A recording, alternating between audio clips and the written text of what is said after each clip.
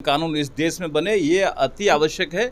इन चीज़ों का ध्यान रखा जाए। उसके बाद जो भी जब जैसे ही कंट्रोल हो जाएगा जनसंख्या हमारा, फिर जो जाति की जनगणना करना हो किया जाए। तथाकथित माइनॉरिटी कहते हैं अपने आप को, उनकी जनसंख्या गिनती होनी चाहिए कि उनके जनसंख्या में कितना बड़ा बढ़ोतरी हुआ है, कई गुना इजाफा हुआ है, तो उसकी भी गिनती होनी चाहिए। और आज के डेट में अल्पसंख्यक कौन है, बात इसकी भी होनी चाहिए। आधारित जनगणना जेडीयू का पॉलिटिकल एजेंडा है। ये ठीक है, अपना अपना एजेंडा है, चलते रहता, लोग अपना अपना काम कर रहे हैं, लेकिन हम ये मानते कि अभी इसकी आवश्यकता नहीं है।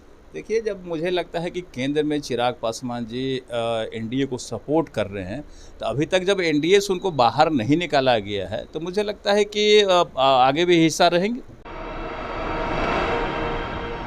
नमस्कार, आप देख रहे हैं डीटीवी भारत और मैं हूं अभिषेक मिश्रा। बिहार की राजनीति जिस मुद्दे को लेकर सबसे ज़्यादा गर्म है, या फिर बिहार की राजनीति में जिस मुद्दे को लेकर सबसे ज़्यादा गहमा गहमी है और गहमा गहमी के आसार हैं, वो है जाति आधारित जनगणना। जाति आधारित जनगणना को लेकर न सिर्फ विपक्षी पार्टियां बल्कि सत्ताधारी पार्टियों के कई दल अलग राय रखते हैं। बीजेपी जाति आधारित जनगणना से पहले जनसंख्या नियंत्रण कानून की वकालत करती रही है, जबकि JDU, Hindustani Awam Morcha, VIP party विपक्ष के सुर में सुर मिलाती है। तो सियासत कहाँ जा रही है जाति आधारित जनगणना को लेकर, इसको हम समझने की कोशिश करेंगे। और जिनसे हम समझने की कोशिश करेंगे, बिहार की राजनीति के दिग्गज हस्ती हैं, सरकार के कद्दावर चेहरा हैं, बिहार सरकार के पर्यावरण एवं वन मंत्री नीरज कुमार बबलू जी, और जनसंख्या नियंत्रण कानून को लेकर मुखर भी रहे हैं। जाति आधारित जनगणना को लेकर नीतीश कुमार, बिहार के मुख्यमंत्री नीतीश कुमार ने कल अपनी चुप्पी तोड़ी है और उन्होंने कहा है कि नहीं, जाति आधारित जनगणना तो होनी ही चाहिए। पहले तो आपको धन्यवाद।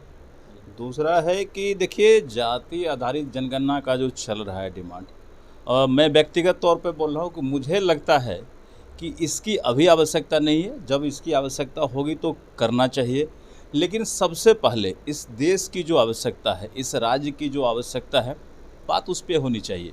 हमारे देश में जनसंख्या विस्फोट हुआ है, हमारे राज्य में जनसंख्या विस्फोट हुआ है। जनसंख्या के भार से हमारी धरती दबी जा रही है, हमें रहने को जगह नहीं है, चलने को जगह नहीं है, सड़कें फुल रहती है, बाज़ार फुल होता है, खेतों का अभाव हो गया है।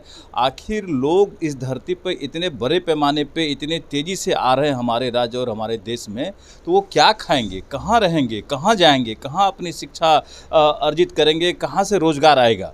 तो सबसे पहले आवश्यक है कि इसको कंट्रोल करने का जनसंख्या नियंत्रण कानून इस देश में बने, ये अति आवश्यक है।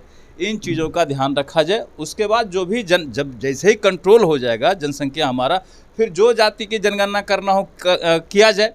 और हम समझते हैं कि अगर जनगणना करना है तो सबसे पहले जो तथाकथित माइनॉरिटी कहते हैं अपने आप को, उनकी जनसंख्या गिनती होनी चाहिए कि उनके जनसंख्या में कितना बड़ा बढ़ोतरी हुआ है, कई गुना इजाफा हुआ है, तो उसकी भी गिनती होनी चाहिए।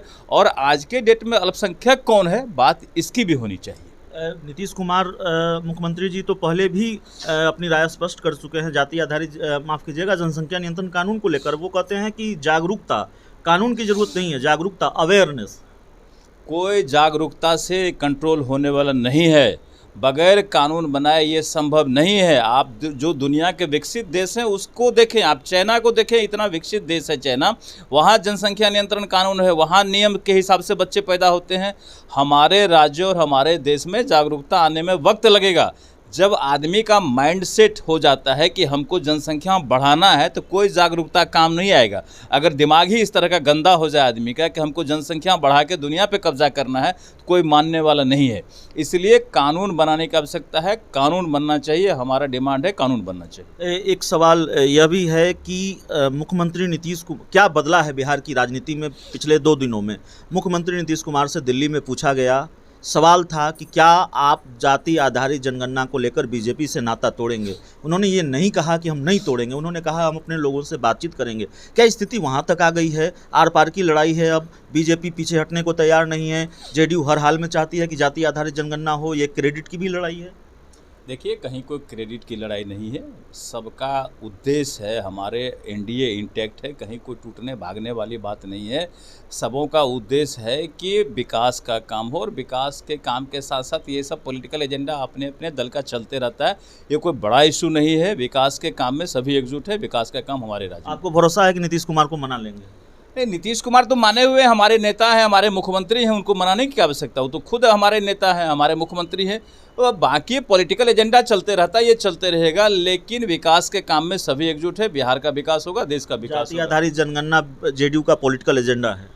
ये ठीक है, अपना अपना एजेंडा है, चलते रहता है, लोग अपना अपना काम कर रहे हैं, लेकिन हम ये मानते कि अभी इसकी आवश्यकता नहीं है। 2-3 महत्वपूर्ण सवाल जल्दी जल्दी सर।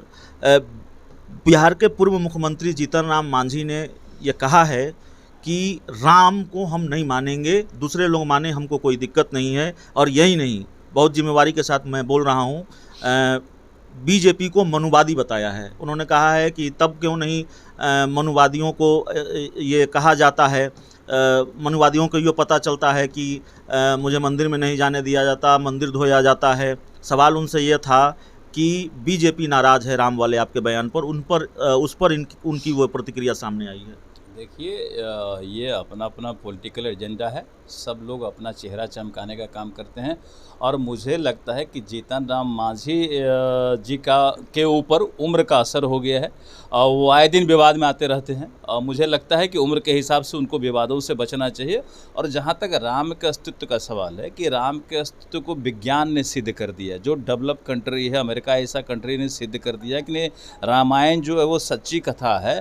तो देश के लोगों को मानने में कहीं कोई आपत्ति नहीं होनी चाहिए। और जहाँ जिस वंशज से आते हैं जीतन राम मांझी, तो वाल्मीकि जी रामायण लिखे हुए हैं, तो वाल्मीकि जी का अपमान कर रहे हैं, माता सबरी का अपमान कर रहे हैं, इस तरह का बोल करके, जो रामायण में इतिहास में हमारा है। और हम तो ये कह रहे हैं कि रामायण को पाठ्यक्रम में शामिल करना चाहिए, और जो लोग इस विवाद में आना चाहते हैं वो अपना चेहरा चमकाते, बाकी कोई बात। एक आखिरी सवाल है सर आपसे, चूँकि आपसे बयान पुराना है, लेकिन मुलाकात आपसे उस बयान के बाद पहली बार हो रही है।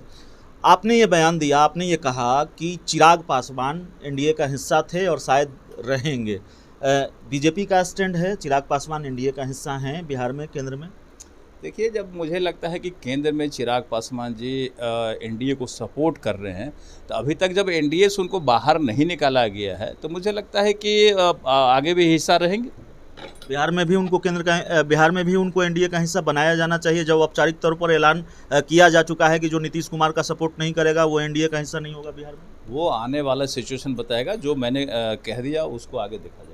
तो चलिए, बिहार सरकार के मंत्री नीरज कुमार जी थे हमारे साथ, नीरज कुमार बबलू जी थे। जाति आधारित जनगणना महत्वपूर्ण मुद्दा जिस पर हमारी बातचीत हुई, कुछ दूसरे राजनीतिक सवाल थे जिन पर हमारी बातचीत हुई, और बेहद साफगोई से सवालों के जवाब देते हैं, डंके की चोट पर बोलते हैं।